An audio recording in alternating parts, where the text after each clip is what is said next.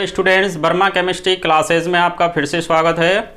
आज का हमारा टॉपिक है वो है कक्षा एवं कक्षक में अंतर, difference between orbit and orbital. तो देखिए, ऑर्बिट और ऑर्बिटल जो होते हैं वो क्या होते हैं। रदरफोर्ड आया था, रदरफोर्ड ने क्या कहा था कि कोई परमाणु का नाभिक है, उस नाभिक में दो चीज़ पाई जाती हैं, प्रोटॉन और न्यूट्रॉन। ये नाभिक है, इस नाभिक में दो चीज़ पाई जाती हैं, प्रोटॉन एवं न्यूट्रॉन। जबकि इलेक्ट्रॉन जो होते हैं वो नाभिक के चारों ओर वृत्ताकार कक्ष में क्या लगाते हैं, चक्कर लगाते हैं। इलेक्ट्रॉन नाभिक के चारों ओर वृत्ताकार कक्ष में क्या लगाते हैं, चक्कर लगाते हैं। ये किसने कहा था? रदरफोर्ड ने। परमाणु की संरचना से संबंधित जो अंतिम जो मॉडल था वो था श्रोडिंगर का तरंग यांत्रिकी मॉडल। उसमें श्रोडिंगर ने क्या कहा था कि नाभिक के चारों ओर वह क्षेत्र जहां इलेक्ट्रॉन के पाए जाने की संभावना अधिकतम हो उसे हम क्या कहते हैं, कक्षक कहते हैं, यानी ऑर्बिटल कहते हैं। तो नाभिक के चारों ओर वह क्षेत्र जहां इलेक्ट्रॉन के पाए जाने की संभावना अधिकतम हो क्या कहलाएगा, कक्षक कहलाएगा। तो इलेक्ट्रॉन यहाँ पाए जा रहे हैं नाभिक के चारों ओर, वह क्षेत्र जहाँ इलेक्ट्रॉन के पाए जाने की संभावना अधिकतम हो उस क्षेत्र को क्या कहते हैं अपन, कक्षक कहते हैं। जबकि कक्षा की बात करें तो ऑर्बिट जो होती है वो ऑर्बिट क्या होती है, नाभिक के चारों ओर इलेक्ट्रॉन के घूमने का ये पूरे का पूरा जो पथ है, यानी ये रास्ता जो है वो क्या कहलाएगा, कक्षा कहलाएगा, यानी कि ऑर्बिट कहलाएगा। नाभिक के चारों ओर इलेक्ट्रॉन के घूमने का पथ ये कक्षा यानी ऑर्बिट कहलाता है, और ये कहलाता है ऑर्बिटल।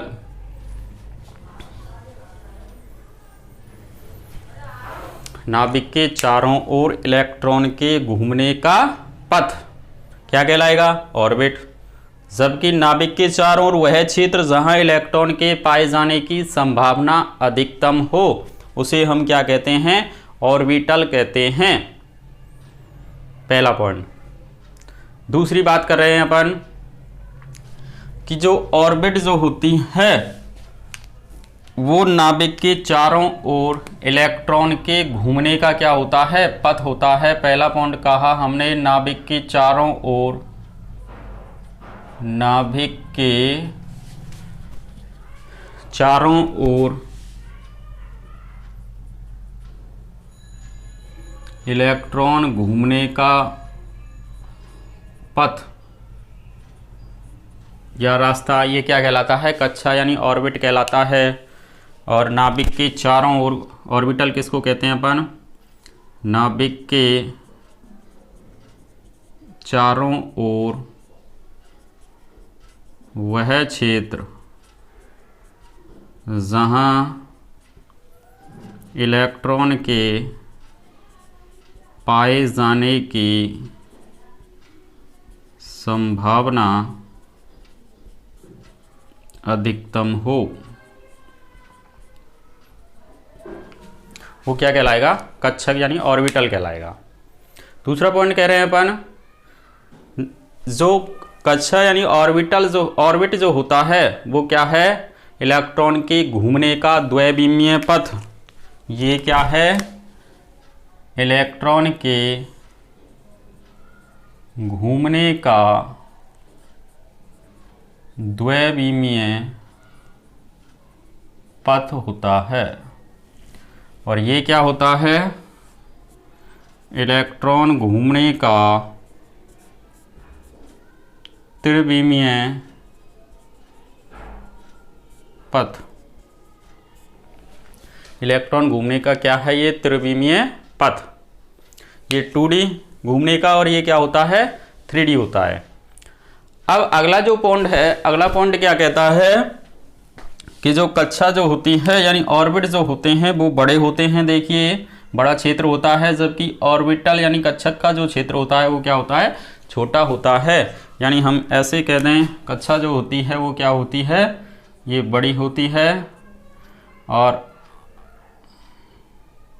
ऑर्बिटल जो होते हैं वो क्या होते हैं, छोटे होते हैं। अगला पॉइंट, कक्षा यानी ऑर्बिट जो होती है उसको हम मुख्य क्वांटम संख्या किससे व्यक्त करेंगे, n से व्यक्त करते हैं। इसे n से व्यक्त करते हैं। मुख्य क्वांटम संख्या किससे व्यक्त करेंगे, n से। और जबकि इसे चुंबकीय क्वांटम संख्या किससे व्यक्त करते हैं, स्मॉल m से। कक्षक यानी ऑर्बिटल को चुंबकीय क्वांटम संख्या m से क्या करते हैं, हम व्यक्त करते हैं। अगला जो पॉइंट है वो कहता है कि कक्षा यानी ऑर्बिट में अधिकतम जो इलेक्ट्रॉन होते हैं वो 2n² के बराबर होते हैं। ऑर्बिट में जो इलेक्ट्रॉन आते हैं वो अधिकतम कितने आते हैं, 2n² के बराबर। और जबकि ऑर्बिटल जो होते हैं उनमें अधिकतम केवल कितने इलेक्ट्रॉन रह सकते हैं, 2 इलेक्ट्रॉन। एक क्लॉकवाइज रहेगा इसमें से और एक एंटी क्लॉकवाइज। अधिकतम ऑर्बिटल में कितने इलेक्ट्रॉन रह सकते हैं, 2 इलेक्ट्रॉन रहेंगे, एक क्लॉकवाइज और एक एंटी क्लॉकवाइज। जबकि कक्षा में यानी ऑर्बिट में कितने इलेक्ट्रॉन रह सकते हैं, 2n² के। और कक्षक में केवल अधिकतम कितने इलेक्ट्रॉन रहेंगे, 2 इलेक्ट्रॉन रहेंगे। हम कह रहे हैं कक्षा यानी ऑर्बिट और ऑर्बिटल में डिफरेंस क्या है। तो डिफरेंस देखें हम। पहला है नाभिक के चारों ओर नाभिक के चारों ओर जो इलेक्ट्रॉन के घूमने का जो पथ होता है उसे हम क्या कहते हैं, कक्षा यानी ऑर्बिट कहते हैं। नाभिक के इसमें कक्षक को क्या बोलेंगे, ऑर्बिटल को। नाभिक के चारों ओर वह क्षेत्र जहां इलेक्ट्रॉन के पाए जाने की संभावना अधिकतम हो क्या कहलाएगा, कक्षक कहलाएगा। नाभिक के चारों ओर वह क्षेत्र जहां इलेक्ट्रॉन के पाए जाने की संभावना अधिकतम हो क्या कहलाएगा, कक्षक कहलाएगा। कक्षा जो होता है यानी ऑर्बिट जो होती है यह इलेक्ट्रॉन के घूमने का द्विविमीय पथ है और यह इलेक्ट्रॉन के घूमने का क्या है, त्रिविमीय पथ। ऑर्बिट जो होते हैं वो बड़े होते हैं, देखिए बड़ा क्षेत्र होता है ऑर्बिट का, ये हमने लिखा। जबकि ऑर्बिटल जो होते हैं वो छोटा क्षेत्र होता है। यानी ऑर्बिट में क्या पाए जाते हैं, ऑर्बिटल। ऑर्बिट में क्या पाए जाते हैं, ऑर्बिटल पाए जाते हैं। तो ये जो होता है ये क्या है, छोटा क्षेत्र होता है, क्या, ऑर्बिटल। कक्षा यानी ऑर्बिट को हम मुख्य क्वांटम संख्या प्रिंसिपल क्वांटम नंबर किससे व्यक्त करते हैं, n से व्यक्त करते हैं। प्रिंसिपल क्वांटम नंबर n से व्यक्त करते हैं। और कक्षक को हम चुंबकीय क्वांटम संख्या किससे व्यक्त करते हैं, m से व्यक्त करते हैं।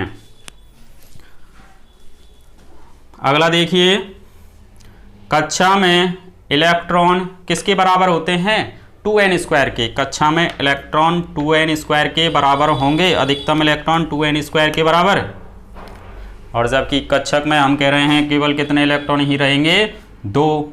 और 2 कैसे रहते हैं, एक तो क्लॉकवाइज और एक एंटी क्लॉकवाइज।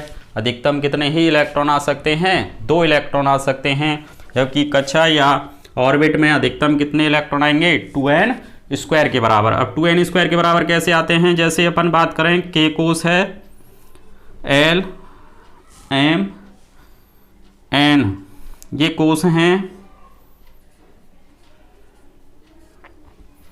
इनके लिए n का मान देखें हम, k कोस के लिए n का मान 1 2 3 और ये 4।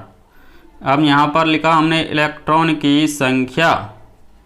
इलेक्ट्रॉन की संख्या तो किसके बराबर आनी है, 2n² के। तो 2n² करिए आप। k कोस में अधिकतम कितने इलेक्ट्रॉन रह सकते हैं, देखिए n का मान 1 रखा है इसमें, 1 का स्क्वायर 1, यानी ये इसमें पहले कोस में कितने, 2।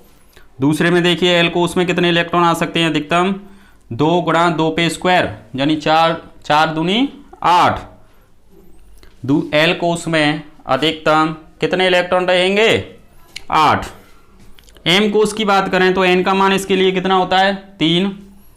n का मान इसमें 3 रखा, 3 का स्क्वायर किया 9 हो गया, 9 का गुणा 2 से किया कितना हो गया, 18। तो m कोस में अधिकतम कितने इलेक्ट्रॉन आएंगे 18।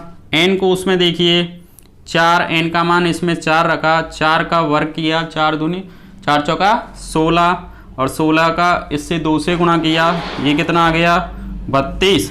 यानी अधिकतम इसमें कितने इलेक्ट्रॉन आएंगे 32 इलेक्ट्रॉन आएंगे। तो हम इस प्रकार से क्या कर सकते हैं कि किसी भी कोष में अधिकतम इलेक्ट्रॉनों की क्या ज्ञात कर सकते हैं, संख्या ज्ञात कर सकते हैं 2n² से। अधिकतम इलेक्ट्रॉन कितने रहेंगे 2n² के बराबर। इस आधार पर K कोष में 2 इलेक्ट्रॉन, L कोष में 8 इलेक्ट्रॉन, M कोष में 18 इलेक्ट्रॉन और N कोष में कितने इलेक्ट्रॉन रह सकते हैं 32 इलेक्ट्रॉन रह सकते हैं। धन्यवाद।